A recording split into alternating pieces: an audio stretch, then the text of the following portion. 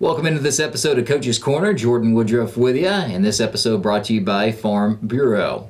Great to have you along, and today we're joined by girls wrestling coach Richard Agee. And Coach, great to have you here. And girls wrestling, it's just exploded here in the state of Oklahoma, and now you're a big part of that. Well, it is taking off. There's well over 100 teams in Oklahoma now, and I broke it down to two classes.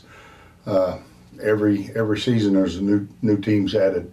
Yeah, and it has been one big class, and now they've broken it up, which is well needed. When you saw the state championship this year, the girls were in the center mat. It was exciting, but there's a big difference in some of the bigger programs and smaller programs. Yes, yeah. Some of these programs have been going for 3-4 years. They've got one in particular, Tulsa Union. They've got like 85 girls. You know, we're a little behind that, but we're catching up. Yeah, and you have coached boys a lot of your life. For 26 years. Yeah. So tell me what it's like transitioning to coaching girls wrestling. Girls, they want their efforts to be validated. They are looking to, seems more like they're looking to be seen. They want to know that you see them putting in the work. These girls work really hard. I haven't had any drama going on in the room, and that was one of my biggest fears, was drama with the girls. But this group of girls have all came out and they put their heart and souls in it, and they're after something. They're on a mission. Yeah, it's that kind of stuff. You can have that in the boys as well. I mean, it's virtually kind of the same. I mean, they're high school students after all, right? You always got to remember that. They're kids. And you had a few of those. Yeah, 5. But the program Ponca City you talked about, where's the program at compared to maybe others that got maybe a little bit faster jump out of the gate? We're behind a little bit, but.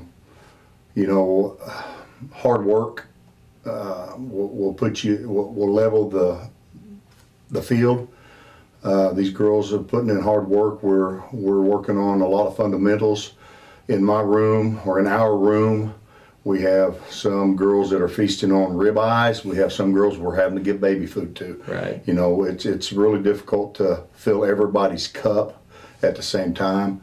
So we are working with our junior high. We're trying to bring more junior high girls in, and pushing the high school to a different level, trying to get them caught up as quick as possible. Yeah, and last year Ponca City had their first state qualifier with what she was able to do, and she's back, and that was a very special thing for Ponca City to finally get that, and that really kind of set a tone, saying, hey, this can be done. Yes.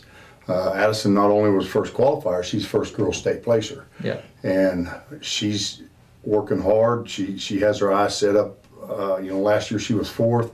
She's got her eyes set on a different level on that podium this year. And she wants to drag some girls with her. And that's what's exciting, is these girls are working hard. They saw what Addison did. They want to be part of it. So it's just been just a lot of fun coaching this group. Yeah, and one thing I know from boys wrestling, the competition in the room between each other is sometimes the biggest competition you get overall. It's important to kind of instill that kind of culture where, hey, it's tough, you're coming in, and that girl you're wrestling, that's going to be as tough as anybody you're going to face a lot of times, because I know that iron sharpens iron, and that's the kind of the mentality I know you want to bring into that wrestling room. Yeah, we have some girls that have stepped up to another level this year. Right now, we're just all kind of being comfortable in our weights where we're wrestling. We've got a lot of lightweight girls that are vying for a place on that team, and it's going to be difficult to get them all in the lineup. But the like you said, iron sharpens iron, and they work out together. They push each other on a daily basis. And then we challenge each other. I mean, at the end of our practices, we challenge each other to hold true to our promises and where we're headed with this. Yeah, being somebody that's now coached both boys and girls, and I know you're going to start getting into the competition side, and you have, and you're going to start getting headstrong into that. But as far as like on the mat's concerned, like what's some of the differences there with maybe how girls wrestle than boys? Is everything the same, or is there some little things that are different with how you coach the individuals there on the mat? I'm gonna be honest. I only know one way to do it, and that's 100 mile an hour straight ahead. And I don't coach these girls any different than I coach the boys at any time in my career. But what I do see with the girls is off the mat, that time of talking to them, visiting with them off the mat is just as important as the time on the mat. And it's not really any different than coaching boys. They all, boys, girls, they all have a role to fill, and they all have dreams that they want to accomplish. And in our room, those girls are pushing each other, they're pushing one another, and some of them don't realize how good they are or how good they could be until they start wrestling with one of the girls that are, a little bit ahead of them. Yeah. And it's picking up. We're starting to get a lot of interest. Well, and one thing with wrestling, we talked about this a lot last year as wrestling was going on with the girls. I'm a big fan because there's not a lot of sports for girls where you can have the physical one-on-one. Right. That, boys, it's not one, but football, you have football, you had wrestling, you have where girls, that physical one-on-one, I'm tough, I want to be tough. They didn't really have a big outlet for that. And Right. wrestling's become that. And what I find interesting too is you go across the state and you look at these programs that have wrestling now. A lot of their brothers are wrestlers, and Right. these girls are really, really good wrestlers. But the problem was they could only wrestle with the boys up until a few years ago. And now that we've started this in Oklahoma, the reception has just been absolutely unbelievable. Yes. Like I said, every year there's more programs picking up girls wrestling. And the physicality of it, I've got a young lady, I won't throw no names out there yet, but I've got a young lady who, off the mat, just the kindest, sweetest little thing you'd ever see. And then when she gets on the mat, she flips a switch. And she's done really well in the last 2 preseason tournaments, and it's just like, it's not the same girl. I had her in class a couple years ago, and it's just not the same girl. She gets on the mat, that whistle blows, and she's a competitor. Yeah. And she's young, she's a junior high girl, but I see big things coming from some of those junior high girls. Yeah, well, we talked about Addison a little bit, but let's talk about some of the other girls that are going to make an impact this year. You had her first state placer, but I know you would like to take more than one this year as being placers there in the state tournament. Well, I'm not going to throw that out there just yet, but we have our one is that's in the past. We're looking at bigger numbers. Right. That we'd like to get to the state tournament. I think that with what we're doing in the practices, our girls are a little more prepared. Not saying that they weren't prepared before, just they didn't know what to expect when they went to the regional tournament. I don't think they were quite ready for the level of competition that they were going to see at the regional tournament. But I've got 40 girls in the room. Half of them are high school, half of them, the other half's junior high.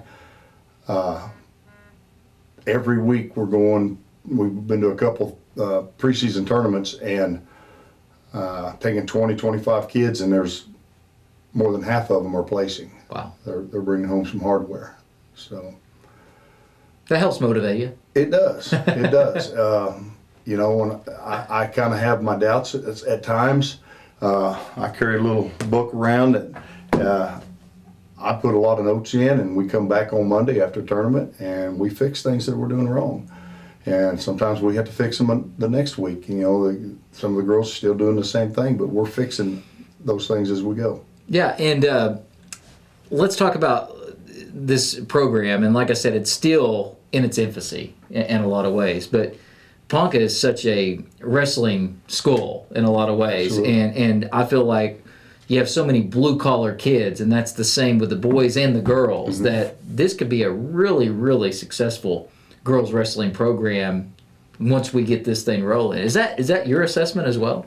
Yes, I get new girls every couple of days. There are more girls showing the interest, and they get out there and they learn how to hit a penetration step. They learn how to hit a double leg, and all of a sudden it just clicks. You know, that work ethic that maybe they're picking up at home or picking up from their fathers that wrestled.